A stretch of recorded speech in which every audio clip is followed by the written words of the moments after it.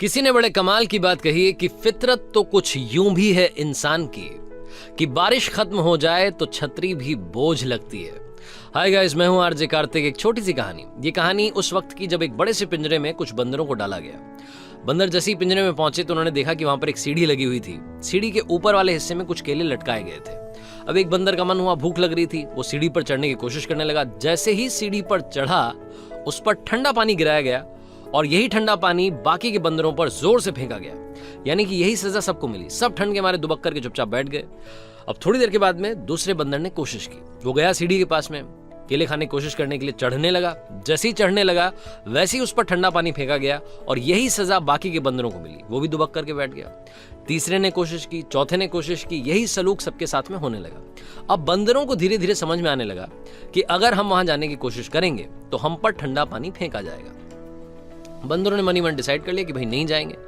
अब किसी एक को तो भूख लगने लगी।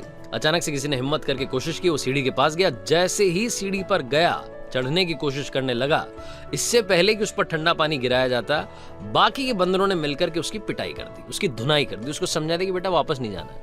वो चुपचाप आके बैठ गया। फिर थोड़ी देर के बाद में किसी ने हिम्मत करके कोशिश की। हो गया सीढ़ी के पास में, फिर से उसकी बाकी के बंदरों ने पिटाई कर दी। ये प्रोसेस चलने लगी। जैसे ही कोई बंदर सीढ़ी पे चढ़ने की कोशिश करता, बाकी के बंदर मिलकर के उसकी पिटाई कर देते। अब ये प्रोसेस चलती जा रही थी। जिस कलाकार ने इन सारे बंदरों को पिंजरे में रखा था, उसने एक नया आइडिया सोचा। उसने एक पुराने बंदर को बाहर निकाला और नए बंदर को अंदर घुसाया।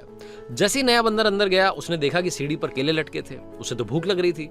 उसको मालूम नहीं था कि अंदर पिंजरे में चल क्या रहा है।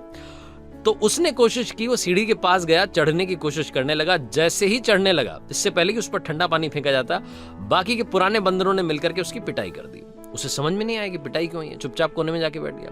अब फिर से एक पुराने को बाहर निकाला गया, नए बंदर को अंदर लाया गया। जो नया आ रहा था उसको मालूम नहीं था कि अंदर क्या चल रहा है। वो सीढ़ी के पास जाने की कोशिश करता, बाकी के बंदर मिलकर उसकी पिटाई कर देते। धीरे धीरे ये एक्सचेंज होने लगा। पुराने बाहर, नए अंदर।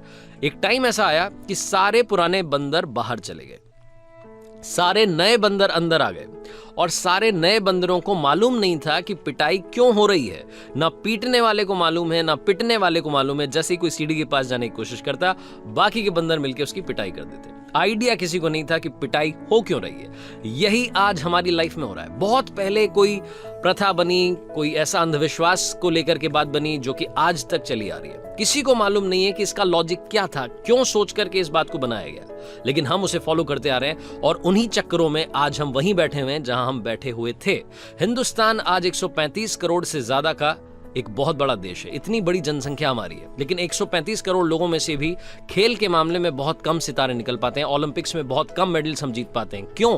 क्योंकि हमारे पेरेंट्स को लगता है कि खेलों में कोई फ्यूचर नहीं है, क्योंकि पड़ोसी के बेटा जो है वो पढ़ाई कर रहा है, वो खेल में नहीं गया तो हमारा बेटा भी नहीं जाएगा।